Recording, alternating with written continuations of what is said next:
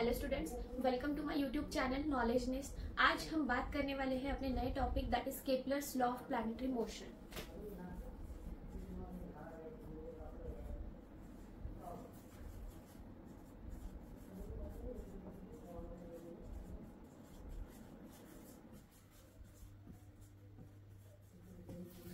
Newton से पहले हमारे जो साइंटिस्ट आए थे केपलर्स, उन्होंने हमें प्लैनेट्स के मोशन के बारे में कुछ लॉज दिए हैं जिसको हम यहाँ पे अभी स्टडी करेंगे। उनका ऐसा बोलना है कि जो प्लैनेट्स सन के आजू बाजू रिवॉल्व करते हैं वो एक इलिप्टिकल ऑर्बिट में रिवॉल्व करते हैं, ना कि एक सर्कुलर ऑर्बिट में। This is called as ellipse. Okay, so ये सन है हमारा और ये जो प्लैनेट्स हमारे सन के आजू बाजू रिवॉल्व करते हैं वो कैसे करते हैं, एक इलिप्स के फॉर्म में करते हैं, ना कि एक सर्कुलर ऑर्बिट में। ओके, तो इसी के बेसिस पे केपलर्स ने हमें कुछ लॉज दिए हैं। उसके फर्स्ट लॉ से हम स्टार्ट करेंगे। फर्स्ट लॉ ऑफ केपलर क्या है? First law of Kepler, the orbit of an planet is an ellipse with the sun at one of the foci. The orbit of an planet, जो भी planet की orbit है with the sun with one of its focus, जो planet rotate करते हुए revolve कर रहे हैं सन के आजू बाजू, उनकी जो ऑर्बिट है वो सन से क्या होती है, फोकस में मतलब ये जो प्लैनेट है इसकी एक फोकस सन पे रहता है। ये हमारा फर्स्ट लॉ है केपलर का। ओके, नाउ हम लोग बात करते हैं अपने सेकेंड लॉ ऑफ केपलर्स के बारे में। इनका ऐसा बोलना है कि the line joining the planet sweeps equal area in equal interval of time. मतलब ये अगर हम लोग इसे A B C D E and F ऐसे नाम दें। सो इनका ऐसा बोलना है कि ये जो लाइन ज्वाइन कर रही है सन से लेके तो प्लैनेट तक, ये क्या करती है, इक्वल एरिया कवर करती है इक्वल इंटरवल ऑफ टाइम में। दैट मीन्स कि इफ ए बी का जो एरिया है, ये वाला एरिया, ए से लेके बी तक जाने में जो एक एरिया है वो, और सी से लेके डी तक जाने में जो एक एरिया है वो, ये क्या रहता है, equal. That means A B equals to C D. Okay, ये है second law of Kepler. Okay, the line joining the sun is an the line joining the planet and the sun sweeps equal area in equal interval of time. Okay, equal interval of time, इनको जो area और ये जो time लगता है वो भी कैसा रहता है, इक्वल रहता है। सो नाउ स्टूडेंट्स, हम लोग बात करते हैं अपने थर्ड लॉ के बारे में, केपलर के। देखो, थर्ड लॉ क्या कहता है अपना केपलर का, कि the period of revolving the planet around the sun, जो भी प्लैनेट का टाइम पीरियड है सन के आजू बाजू रिवॉल्व करने का, the square of period of revolution around the sun is directly proportional to the cube of the distance between the planet to the sun. Okay, अगर ये डिस्टेंस हम लोग आर लेंगे तो P square is directly proportional to the R cube. This is our third law of planetary motion.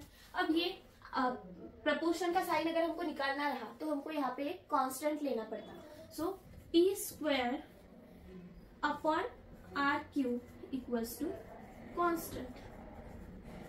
ये constant के perfect value होती है जो कि हम के से डिनोट करते हैं। That is T square upon R cube equals to K. Okay, this is our third law of planetary motion. एकदम सिंपल है। क्या है, देखो मैं फिर से एक बार रिपीट करती हूँ। थर्ड लॉ क्या है, जो भी टाइम पीरियड लगता है एक प्लैनेट को सन के आजू बाजू रिवॉल्व करने में, that is T square, it is directly proportional to what, the distance. ये दोनों में का जो डिस्टेंस रहा है प्लैनेट और सन के बीच में, इसके क्यूब से वो डायरेक्टली प्रोपोर्शनल रहता है। That mean the square of time period revolving around the sun, okay, is directly proportional to the distance of planet to the sun. Okay, उसके क्यूब से वो डायरेक्टली प्रोपोर्शनल होता है। These are the three laws of Kepler's. Okay, एक बार फिर से short में रिपीट करती हूँ। फर्स्ट लॉ क्या है हमारा, जो ऑर्बिट है, मतलब जो प्लैनेट है वो इलिप्टिकल ऑर्बिट में रिवॉल्व होते हैं सन के आजू बाजू, और उनका एक जो एंड है वो कहाँ पे रहता है, उनका फोकस सन पे रहता है। सेकेंड लॉ में हमने देखा कि ये जो टाइम पीरियड है, मतलब जो डिस्टेंस है ए से ए बी सी, मतलब ये जो एरिया कवर किया है वो इक्वल है equal interval of time same. Okay, इनका टाइम पीरियड भी कवर करने में इनको सेम लगा था और इनका एरिया भी कैसे रहता है, इक्वल रहता है। और हमारे थर्ड लॉ में हमने क्या देखा कि ये जो एक प्लैनेट को सन के आजू बाजू रिवॉल्व करने में जितना टाइम पीरियड लगता है उसका स्क्वायर वो ऑलवेज डायरेक्टली प्रोपोर्शनल होता है, कहाँ से, जो डिस्टेंस सन और प्लैनेट के बीच में है उससे। तो ये प्रोपोर्शनलिटी का साइन हमको निकालना था, इसीलिए हमने क्या किया, उसे कांस्टेंट में कन्वर्ट किया। ओके, सो ये है फ्रेंड्स हमारे 3 लॉस के प्लस के। होप सो आपको समझ में आए होंगे, बहुत इंपॉर्टेंट है अपने एग्जाम पॉइंट ऑफ व्यू से। अब हम लोग हमारे नेक्स्ट टॉपिक की बात करते हैं, जो कि हमारा है universal law of gravitation. Important है ये भी।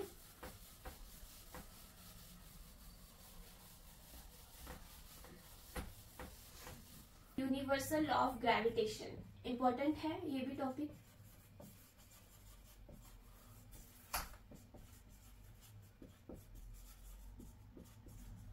ओके, हमारे जो साइंटिस्ट है न्यूटन, उन्होंने ही हमें ये लॉ दिया है। उनका ऐसा बोलना है कि जो ग्रेविटेशनल फोर्स है, it not just act between the 2 objects on the earth, it acts between the 2 objects in the universe. Okay, so इन्होंने जो लॉ दिया है ग्रेविटेशन का, यूनिवर्सल लॉ, वो ऐसा है कि अगर ये 2 ऑब्जेक्ट्स हैं जिसका मास m1 है और एक का मास m2 है, इस पे हमने क्या लगाया, फोर्स F, एंड ये दोनों में का डिस्टेंस अगर रहा d से हमने ये डिनोट किया।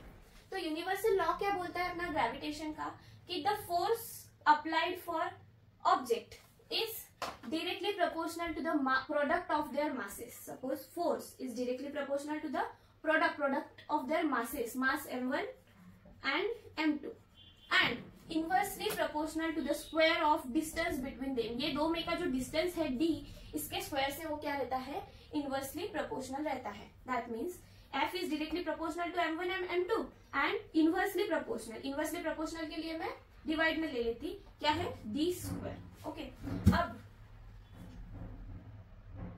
हमको ये कांस्टेंट का साइन निकाल देना है, तो हमको क्या करना पड़ेगा, F इक्वल्स टू ये प्रोपोर्शनल का साइन निकालना पड़ेगा, तो हमको यहाँ पे एक कांस्टेंट लेना पड़ेगा, जो कि है यूनिवर्सल लॉ ऑफ ग्रेविटेशन में कांस्टेंट हम लोग लेते हैं capital G।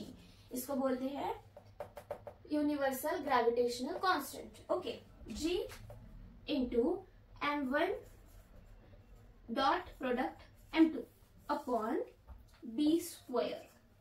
This is our universal law of gravitation. Here G is the G क्या है, universal gravitational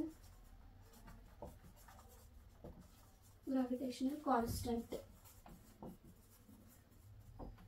Okay, this is our universal law of gravitation. एकदम इजी है। क्या है, 2 ऑब्जेक्ट्स हमने लिया है जिनका मास m1 और m2 है, जिनको हमने F फोर्स लगाया है। यूनिवर्सल लॉ ऑफ ग्रेविटेशन का क्या कहना है कि ये जो फोर्स हमने लगाया है ये ऑब्जेक्ट्स पे is directly proportional to the masses of 2 objects and inversely proportional to the distance between them.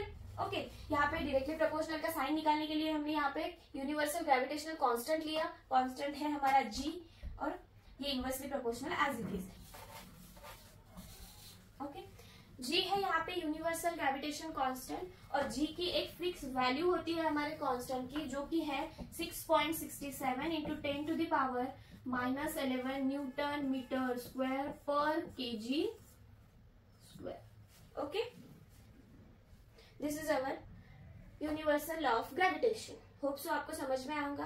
आज हमने देखा Kepler's law of planetary motion, जिसमें हमने 3 लॉज देखे केपलर्स के, and then we are discussing about our universal law of gravitation. Okay, simple topics है, आपको easily समझ में आए होंगे।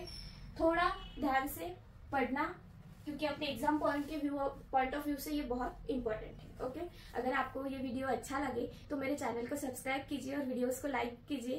Okay, thank you.